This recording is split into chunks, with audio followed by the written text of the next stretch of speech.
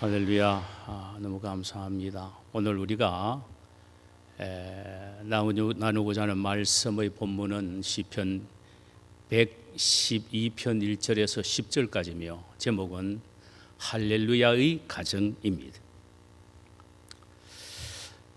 2006년 독일의 프랑크 술리마하가 가정 몰락이냐 부활이냐라는 책을 썼습니다. 저자는 그 책에서 지금 살아가는 이 시대는 핵가족, 더 나아가서 무가족 시대가 되어 버렸다고 진단하면서 가족 붕괴에 대한 상태를 개탄해 했습니다. 그는 하나님 인간에게 주신 가장 복되고 귀한 것은 가정이며 이 가정이야말로 능력과 힘의 원천이라는 사실을 시에라 네바다 산맥의 돈너 계곡에서 일어난 한 사건을 예로 들었습니다. 1846년 81명의 일행이 캘리포니아주를 향하여 길을 떠나게 됩니다.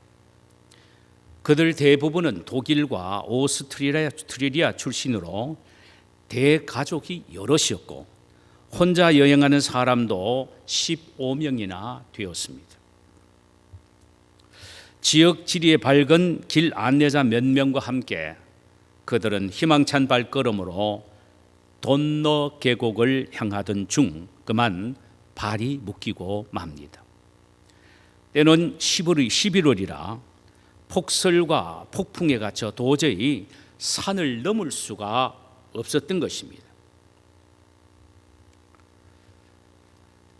마법과도 같았던 6개월의 시간은 그들을 얼음 황무지에 가두어 버렸고 그들은 생존에 꼭 필요한 양만으로만 지탱하게 되었습니다. 그런데 진짜 재앙이 시작되기도 전에 남자들 사이는 이미 죽음의 소식이 들리기 시작했습니다. 벌써 4명의 청년과 1명의 노인이 목숨을 잃었다는 것입니다. 1847년 4월 25일 약 조난된 지 6개월 만에 일행은 다 구조가 됩니다. 그런데 놀라운 것은 독신들의 거의 대부분은 사망했다는 소식입니다. 물론 가족을 소유한 사람들은 전혀 모두가 다 살았다라는 의미는 아닙니다. 그러나 놀라운 것은 10명 이상의 대가족을 지닌 가족들은 다 살았다는 사실이에요. 그들의 생존의 결정적인 요인은 가족이 있었기 때문이라는 것입니다. 그 어려움 속에서 서로 용기를 주고 격려하고 힘을 주었기에 이것이 그들의 생존에 큰 힘이 되었다는 것입니다. 그는 그 책에서 이렇게 조언을 합니다. 가족은 인생의 어려움을 이기게 하는 힘의 원천입니다. 가족이 있다는 것은 참으로 좋은 일이고 행복한 일입니다. 그러므로 가정을 잘 가꾸십시오라는 것으로 그는 끝을 맺습니다. 하나님이 이 세상에 제일 먼저 가정을 세우셨고 그 가정을 향해 땅에서 번성하고 충만하라는 축복을 선언하시기도 하셨습니다. 그런데 이런 가정의 축복을 받기 위해서는 하나님 중심의 가정이 되어야 된다는 것입니다. 이를 오늘 본문에서는 할렐루야의 가정으로 표현하고 있습니다. 가정의 달 마지막 주일, 우리의 가정이 어떻게 하면 할렐루야의 가정이 될 수 있고 또 그 가정이 받을 축복이 도대체 무엇인지를 함께 나누기를 원합니다. 본문의 이해를 돕기 위해 먼저 우리는 시편 111편의 구조를 알 필요가 있습니다. 시편 111편은 시편 112편과 함께 짝을 이루고 있습니다.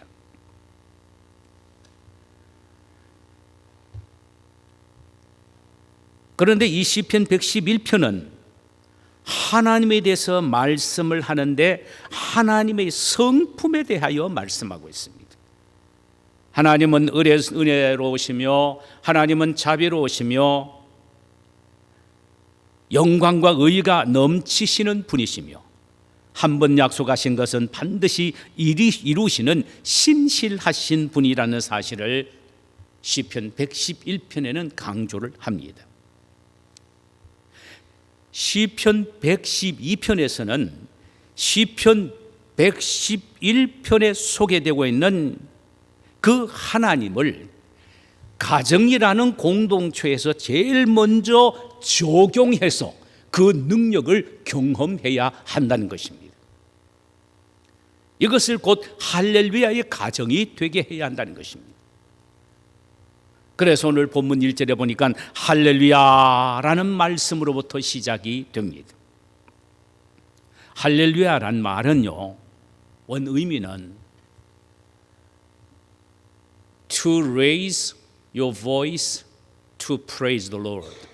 하나님을 찬양하기 위하여 너의 목소리를 높이는 것이다. 이것이 바로 할렐루야입니다. 그러니까 하나님을 찬양하기 위하여 목소리를 높이는 가정이 할렐루야의 가정입니다. 부부 싸움을 하면서 누구 음성이 크나 이 싸움 내게 하는 음성 크게 하긴 음성 크는 그저 다툼을 하는 것이 할렐루야의 가정이 아니고 하나님을 찬양하기 위하여 목소리를 높이는 것, 이것이 바로 할렐루야고 이런 가정이 할렐루야의 가정이란 말이에요. 그런데 오늘 본문에서는 할렐루야의 가정이 구체적으로 어떤 가정인지에 대해 본문 1절에서는 그 특징 두 가지를 말씀하고 있습니다. 하나는 여호와를 경외하는 것이라고 했고 다른 하나는 여호와의 계명을 크게 즐거워하는 것이라고 말합니다. 원래 그 경외라는 말은 히브리 말로 야라입니다. 야라. 그 의미는 두렵고 떨리는 마음으로 하나님을 우러러 받든다라는 의미입니다. 오늘 본문을 다시 이렇게 검토해 보면은 여호와를 경외하는 가정이 어떤 가정인가를 구체적으로 몇 가지를 이야기하고 있습니다. 두 가지를 이야기하고 있습니다. 하나는 정직한 삶을 사는 것이 하나님을 경외하는 삶을 산다. 하나님 앞에 두렵고 떨리는 마음으로 사는 가정이 어떻게 하나님 앞에서 정직하게 살지 아니할 수가 있겠느냐라는 말입니다. 2절 보십시다. 그의 후손이 땅에서 강성하며 정직자들의 후손이 복이 있으리로다. 4절 보니까 정직한 자에게는 흑암 중에 빛이 일어나니라고 했습니다. 그럼 정직한 사람이 어떤 사람입니까? 정직한 사람은 4절 하반절에서는 자비롭고 의롭고 긍휼이 많은 자라고 설명하고 있습니다. 자비롭다는 말은 너그러운 마음을 갖는다는 말이며 긍휼하다는 말은 상대의 마음을 내 마음으로 여기는 동정하는 마음, 컴패션의 마음입니다. 의롭다는 말은 거룩을 사랑하고 죄를 미워하는 덕목을 의미합니다. 그렇다면 정직한 가정이 어떤 가정이냐? 너그러운 마음과 상대를 동정하는 마음, 불의를 미워하고 거룩을 사랑하는 이런 마음이 넘치는 가정이 바로 정직한 가정입니다. 이로본데 가정이란 좋은 방이 아니어도 고급 침대가 없어도 서로 편안히 누울 수만 있으면 되는 것입니다. 진수성찬이 아니라도 서로 웃으며 밥을 먹을 수 있는 곳이면 됩니다. 호화스러운 저택은 아니라도 화목만 있으면 그만입니다. 사랑하는 아내에게 값비싼 보석을 선물해 주지 못해도 서로가 소중하게 여기고 존중하며 귀중하게 여기는 그것이 바로 가정의 멋입니다. 훌륭한 교양과 인격이 부족해도 괜찮습니다. 서로의 허물을 덮어줄 수 있는 것이 바로 진정한 가정의 공동체입니다. 창세기 2장 22절에 보면은 가정을 서로가 벗었으나 부끄러워하지 아니하는 곳이라고 정의를 내리고 있습니다. 당신에게도 실수가 있고 나에게도 실수가 있습니다. 그것이 드러남에도 불구하고 부끄럽게 여기지 않는 관계, 그게 가정이라는 것입니다. 사랑의 옷자락으로 서로의 허물과 부족함을 덮어주는 사랑의 공동체가 진정한 가정이라는 말씀입니다. 두 번째로, 관용한 삶을 사는 가정이 여호와를 경외하는 가정입니다. 5절에서는 은혜를 베풀며 구워주는 자라는 말씀을 하고 있습니다. 남에게 은혜를 베풀고 그들이 필요한 것을 거둬주거나 혹은 아주 관대하게 빌려주되 불의한 목적이나 계산에 따라서가 아니라 그저 의로운 마음으로 빌려주고 관용을 베푸는 것, 이것이 바로 진정한 관용이라는 것입니다. 심지어 자기를 해치는 원수까지도 너그럽게 관용해라고 예수님은 누가복음 6장 27절에서 36절에서 이렇게 말씀을 하셨습니다. 그러나 너희 듣는 자에게 내가 이르노니 너희 원수를 사랑하며 너희를 미워하는 자를 선대하며 너희를 저주하는 자를 위하여 축복하며 너희를 모욕하는 자를 위하여 기도하라. 너의 이 뺨을 치는 자에게 저 뺨도 돌려대며 내 겉옷을 빼앗는 자에게 속옷도 거절하지 말라. 오직 너희는 원수를 사랑하고 선대하며 아무것도 바라지 말고 구워주라. 그리하면 너의 상이 클 것이요 또 지극히 높으신 너희 아들이 되리니 그는 은혜를 모르는 자와 악한 자에게도 인자하시니라. 그는 은혜를 모르는 자와 악한 자에게도 인자하시니라. 너희 아버지의 자비로우심과 같이 너희도 자비로운 자가 되라. 하나님을 아버지로 믿는 사람이라면 하나님의 자녀답게 우리도 남에게 지혜롭게 또 자비롭게 대해야 된다는 말입니다. 여러분, 남에게 자비와 긍휼의 마음을 갖고 대한다면 어떻게 가정에서 식구들에게 그렇게 하지 아니할 수가 없고 믿음의 형제 자매에게 그렇게 하지 아니할 수가 있겠느냐 이 말입니다. 그렇게 할 수 없다는 말씀이죠.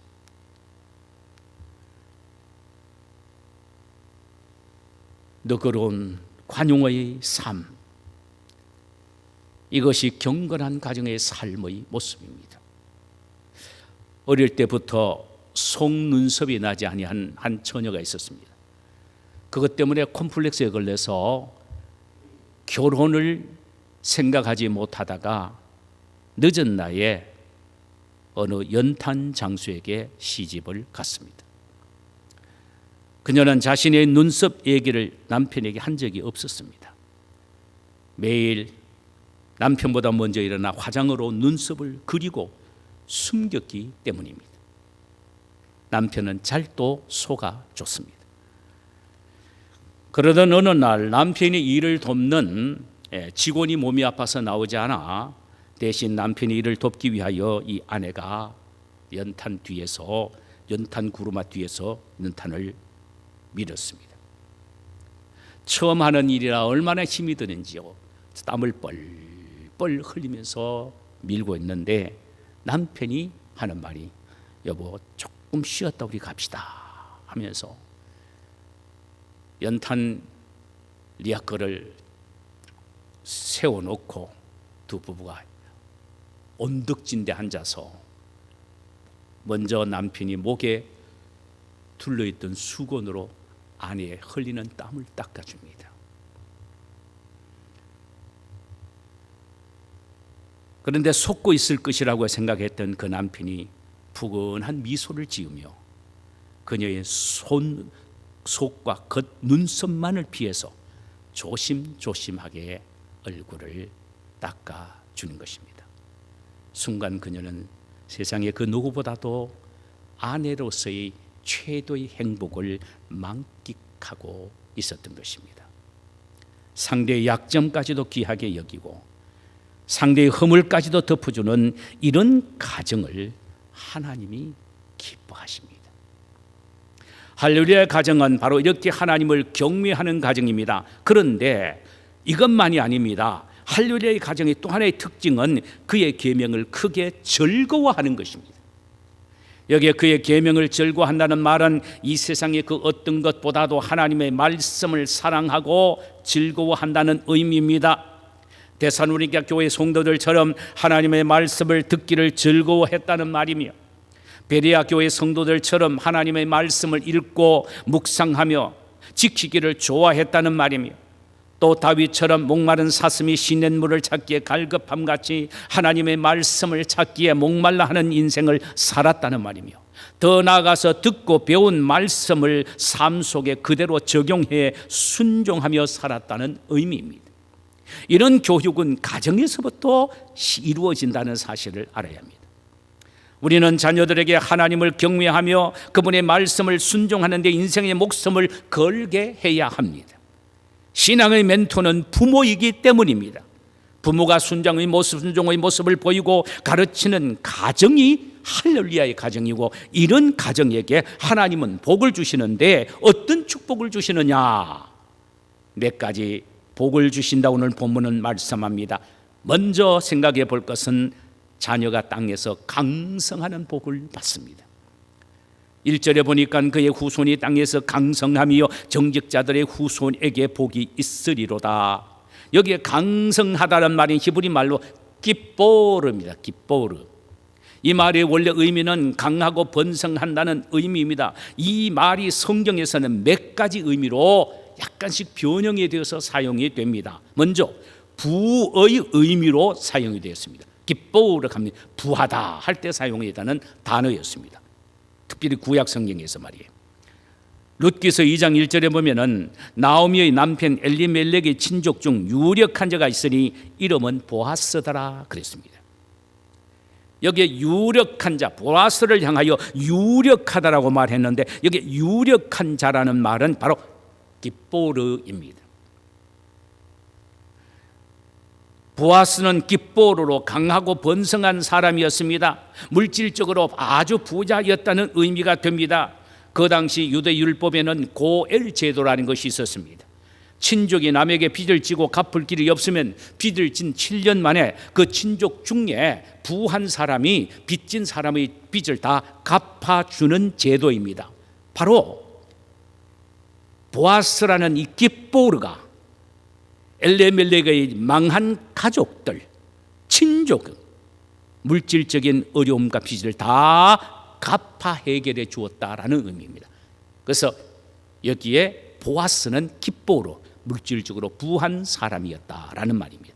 또 하나는 사회적으로 영향이 있는 힘이 있는 인물로 기뽀르라는 단어가 사용이 되었습니다. 사무엘상 9장 1절에 보면은 사울의 아버지 기스에 대한 이야기가 나옵니다. 그는 베냐민 지파의 기스라 이름하는 이 유능한 사람이 있으니라고 했는데, 바로 그는 베냐민 지파로서 유능한 사람, 바로 기뽀르였는데 어떤 면에서 유명했느냐? 사회적으로 상당한 영향력을 가진 사람이었습니다. 많은 사람들이 그 사람의 말이라면 인정하고 그 사람 말 한마디를 신뢰할 정도로 상당히 영향력이 있었던 인물이었습니다. 그리고 그의 아들 사울이 다른 사람보다 목 하나가 더 클 정도로 장대한 것을 보면은 역시 기스란 사람도 키가 크고 육체적으로도 강건했음을 보게 됩니다. 이것이 바로 기뽀르입니다. 이민 1세대인 우리가 우리 후손들에게 기뽀르의 축복을 물려만 줄 수 있다면 얼마나 좋겠습니까? 물질의 복을 받고 사회의 여러 면에서 큰 영향력을 끼치는 이런 축복을 받을 수만 있으면 얼마나 좋겠느냐 이 말입니다. 하나님은 약속하셨습니다. 이런 축복을 받을 수 있는데 어떤 사람이냐? 할렐루야의 가정의 식구들입니다. 할렐루야의 가정. 이민 초기에 힘든 이민 생활을 하신 류두일 목사님이라는 분이 계십니다. 그분에 대한 이야기를 그의 아들 류삼열 집사님이 쓴 글에서 이렇게 발견이 됩니다. 매일 아침 일어나서 가정 예배를 드리는데 늦기가 일수였다. 부담스럽기는 해서도 결코 불평하지는 않았다. 아버님이 하나님을 경외하는 최대의 표현은 예배 드리는 것이라고 늘 강조하셨기에 그렇게 했던 것뿐이다. 그 결과 그는 복을 받아 미국에서 가장 인정받는 암 전문의 가운데 한 사람이 되었습니다. 우리가 하나님을 경외하고 그 계명을 크게 즐거워하면은 우리의 후손이 대를 이어서 이렇게 강성한 복을 받는다라고 했습니다. 기뻐의 복을 받는다고 말씀하셨습니다. 대대를 이어서 말입니다. 두 번째로 축복은 흑암 중에 빛을 비추어 주는 축복입니다. 4절을 보니까 정직한 자에게는 흑암 중에 빛이 일어나나니라고 했습니다. 할렐루야, 가정의 식구들에게는 하나님의 복을 주셨는데 어떤 복이나 정직한 자들에게는 흑암 중에 빛이 일어난다. 인간은 누구든지 이 세상을 살아가면서 밝은 태양과 같은 삶을 만날 때도 있지만은 한치 앞을 내다볼 수 없는 어두운 밤과 같은 날도 만나게 됩니다. 사실 캄캄한 때에는요, 촛불 같은 작은 빛만 하나 비춰줘도 앞길을 분간할 수가 있습니다. 그런데 오늘 본문에는요, 만약 우리 가정이 여호와를 경외하며 그 도를 행하는 할렐루야 가정만 된다면 우리의 생의 여정에 하나님께서 서치라이트와 같은 밝은 빛을 우리 앞에 훤하게 비추어 주신다고 약속하셨습니다. 할렐루야. 하나님은 우리에게 두 가지 방법을 통하여 우리의 앞길에 빛을 비추어 주십니다. 하나는 하나님의 말씀을 통해서입니다. 시편 119편 105절에 보면은 주의 말씀은 내 발의 등요 내 길의 빛이니이다 그랬습니다. 우리가 성경을 묵상하고 따라가야 할 이유는 성경은 우리의 빛이 되어 캄캄한 우리의 앞길을 인도해 주시기 때문입니다. 아멘. 19세기 영국의 유명한 산부인과 의사인 제임스 심슨이라는 의사가 있었습니다. 그는 하나님의 말씀을 사랑하고 묵상하는 아주 신실한 크리스찬이었습니다. 그런데 그에게는 고민이 있었습니다. 의사로서 수술을 할 때마다 환자의 수족을 묶고 수술하는 그 안타까운 모습을 보면서 참 마음이 아팠습니다. 어느 날 성경을 읽고 묵상하던 중 창세기 2장 하나님이 아담을 잠재우신 후 갈빗뼈 하나를 취하여 하와를 만드시고 살로 그 자리에 채웠다는 말씀에서 하나의 번개 같은 아이디어를 생각하게 됩니다. 분명히 하나님의 사람이 갈빗뼈 하나를 뽑을 때 아픔을 느끼지 못하도록 깊이 잠을 재우셨다는 이 사실의 힌트를 얻어 수술 시 잠재우는 마취제 클로로폴름을 개발하게 된 것입니다. 이처럼 우리 가정이 하나님의 계명을 크게 즐거워하며 그 말씀을 묵상하는 할렐루야 가정만 된다면 앞이 보이지 않는 답답하고 힘드는 일을 만나도 하나님의 빛의 인도함을 받게 되어 찬란한 인생의 걸음걸이를 걸어갈 수가 있는 것입니다. 아멘. 하나님이 우리의 앞길을 인도하시는 또 하나의 빛의 방법은 기도를 통한 성령의 인도하심입니다. 우리가 앞길이 캄캄할 때 하나님 앞에 무릎을 꿇고 기도하게 되면은 빛의 영이신 성령께서 우리가 이 어려움을 어떻게 극복해 나가야 할 것인가를 인도하시고 밝히 가르쳐 주십니다. 그래서 우리는 기도가 필요합니다. 이런 찬송이지요. 오늘 집일 나서기 전 기도했나요? 오늘 받을 은총 위하여 호소했나요? 기도는 우리의 안식 빛으로 인도하시네. 앞길 캄캄할 때 기도 잊지 마세요. 우리가 기도해야 될 이유는 어두운 세대에 빛의 영이신 성령의 인도함을 받아 무사히 소원의 항구에 이르기 위해서입니다. 하나님은 당신을 경외하며 그 계명을 크게 즐거워하는 가정에게 반드시 이런 축복을 주시겠다고 약속을 하셨습니다. 이런 복을 받는 우리 가정이 되시기를 주의 이름으로 축원합니다. 세 번째는 요동치 않는 축복입니다. 6절에 그는 영원히 흔들리지 아니하여 의인은 영원히 기억되리로다. 사실 우리가 사는 이 세상은 너무나도 변화무쌍하고 돌발적인 일들이 많이 생기기에 그때마다 우리의 마음은 걷잡을 수가 없이 요동치게 됩니다. 그러나 하나님을 경외하며 그 계명을 크게 즐거워하는 할렐루야의 가정만 되면은 그 가운데서도 마음이 흔들리기나 요동함이 없이 돈독함을 주신다는 말입니다. 할렐루야! 하나님이 우리의 마음을 굳게 붙잡아 주시기 때문입니다. 여기에 요동한다는 단어는 이모트인데, 이 단어가 시편 66편 9절에서는 실족함이란 말로 번역이 되어 있습니다. 원수가 아무리 함정을 파놓아도, 사탄이 여러 모양으로 덫을 놓아 우리를 실족해 하려고 해도 결코 함정에 빠지거나 덫에 걸려 넘어져 실족하는 일이 없게 해 주신다는 것입니다. 아멘.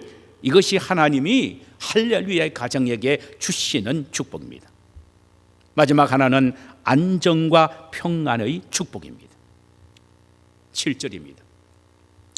그는 흉한 소문을 두려워하지 아니하며, 8절에 그의 마음이 견고하여 두려워하지 아니할 것이라. 여호와를 의뢰하고 그의 마음을 굳게 정하였도다. 여호와를 전적으로 의지하고 그분 안에 마음을 정하면, 즉 하나님을 경외하며 할렐루야 가정만 된다면 그 어떤 흉한 소식 앞에서도 두려워하지 아니하며, 그 어떤 맹렬한 대적 앞에서도 결코 무서워하지 않는다는 말입니다. 마치 폭풍이 대작에도 방주 안에 있는 노아의 8 식구처럼 우리의 가정이 할렐루야의 가정만 된다면 하나님이 지켜주심으로 결코 두려워하거나 요동치지 않는다는 말씀입니다. 지금 우리 모두가 알고 있듯 그저 자고 깨면 우리에게 들려지는 것은 코로나 바이러스에 대한 흉한 소식입니다. 부터 이틀 전부터 미국의 사망자 수는 10만 명이 넘었었습니다. 전 세계 사망자 수의 3분의 1 조금 더 될 정도입니다. 많은 사람들이 평안을 잃어버린 채 불안과 두려움 속에 지금 떨고 있는 현실입니다. 그러나 여호와를 경외하며 그 도에 행하는 할렐루야 가정은 그 어떤 흉한 소문에도 결코 흔들리지 않습니다.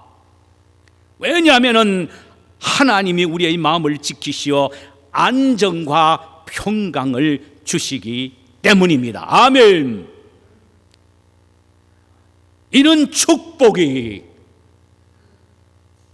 가정의 달 마지막 주일을 보내면서 하나님이 주신 이 말씀 속에서 우리 모두가 누리게 되는 축복이 되시기를 주님의 이름으로 축원합니다. 말씀을 맺겠습니다. 존 하워드 페이는 1852년 알제리에서 사망했습니다. 31년 만에 그의 시신이 군함으로 뉴욕항에 들어오게 되던 날 항구에는 미국 대통령, 국무위원, 상하원의원 그리고 수많은 국민들이 나와 모자를 벗고 조의를 표현했다고 합니다. 그가 어떤 업적을 남겼기에 이렇게 추앙을 받았나요? 그것은 즐거운 나의 집이라는 노래를 작사해서 수많은 사람들에게 가정의 귀중함을 각성시켜 주었기 때문입니다. 즐거운 곳에서는 날 오라 하여도 내 쉴 곳은 작은 내 집뿐이리. 내 나라 내 기쁨 길이 쉴 곳도 꽃 피고 세우는 집 내 집뿐이리. 이 노래는 전 세계인들에게 가정이 얼마나 중요한 곳인가를 일깨워진 노래 가사입니다. 가정은 행복의 창고입니다. 우리가 애써 가꾸고 소중하게 지켜야 할 것은 바로 우리의 가정인데 할렐루야의 가정으로 만드는 일입니다. 우리의 가정이 하나님의 말씀을 경외하고 그분의 말씀을 사랑하고 지키는 할렐루야의 가정이 되므로 우리의 자녀가 땅에서 강성하고 흑암 중에 빛의 인도함을 받으며 어떤 경우에도 요동치 않고 안정과 평안을 누리는 복된 가정이 되시기를 주님의 이름으로 축원합니다. 자, 우리 시간에 찬송 한 장 부르실까요? 찬송가